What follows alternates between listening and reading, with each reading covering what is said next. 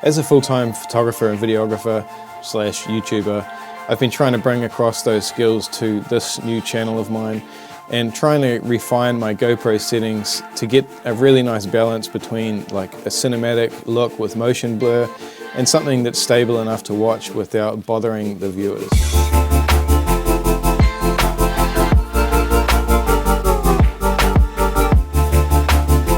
In today's video, I think I've just refined them enough and found a really good median.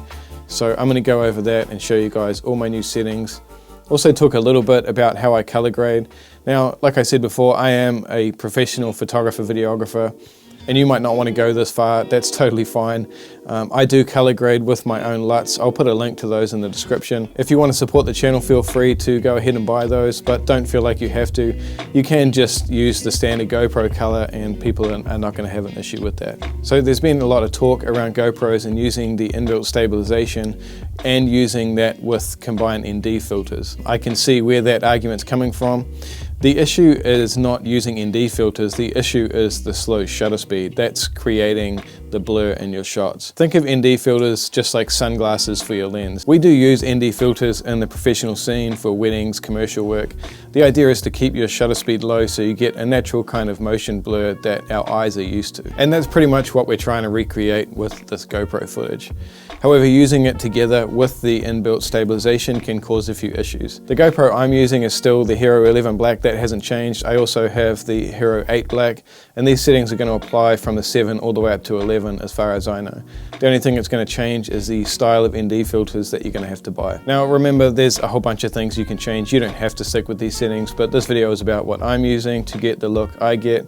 So let's just jump into it. So I'm using 25p, which means in your general settings you need to change anti-flicker to 50 Hz. If you want to use 30p or 60p, you need to change that to 60 Hz. I'm using just straight out 4K resolution with the 25p frame rate.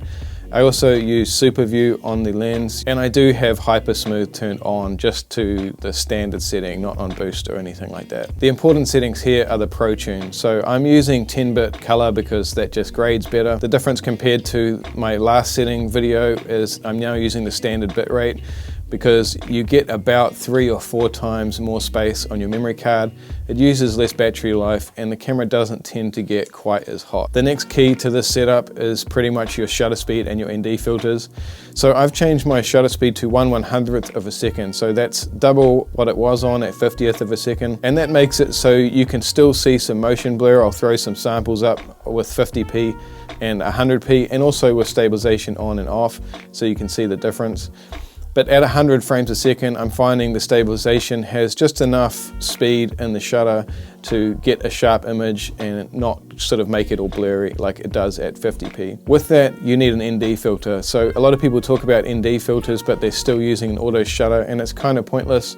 The idea behind ND filters is so you can lock your shutter speed to get that cinematic look. So I was using an ND32 filter, which is darker than the one I'm using now, which is an ND16. The reason I'm doing that is because I've doubled my shutter speed, which is allowing half the light in that it was at a 50th of a second. And with the 100th of a second shutter and the ND16 filter, I'm finding that it's fine for bright sunny days all the way down to sunset. Once the sun starts to drop, you just take the ND16 filter off and chuck the standard clear filter back on and your settings are still going to be fine.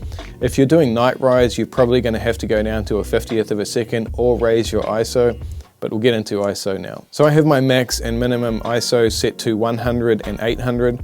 You can quite easily go up to 1600 with this, but the important thing is to have it on auto. And that's what's going to give your variance and exposure when you go like under a bridge or something like that. It's going to compensate for that. So I have it set to 100 all the way up to 800 being my max. Again, feel free to go up to 1600, you're not going to have any issues.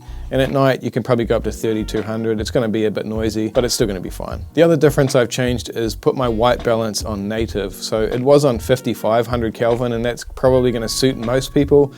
However, the LUTs I created are made for using with the native ISO, so it corrects the green tint that comes out of that. You're going to have to play around with white balance for yourself, but if you're just riding through the day, 5500K on the white balance is going to be perfect. You can use auto, but you're going to find that it changes when you're going in and out of different situations, and it can be a little bit jarring for the viewers. I'd also suggest using that 5500K white balance if you're not going to grade your footage. It just doesn't look that nice with the native white balance. Sharpness I have on low, which is the minimum setting because I'm sharpening in post. I'm using Final Cut Pro and I'm just using 2 points of sharpening with the inbuilt filter. If you're not going to be grading your footage or using LUTs or anything like that, I would suggest changing the sharpness to medium. High is just too much, but medium looks great straight out of camera. And that's pretty much it in terms of settings. Otherwise, I'm still using the same microphone and the media mod.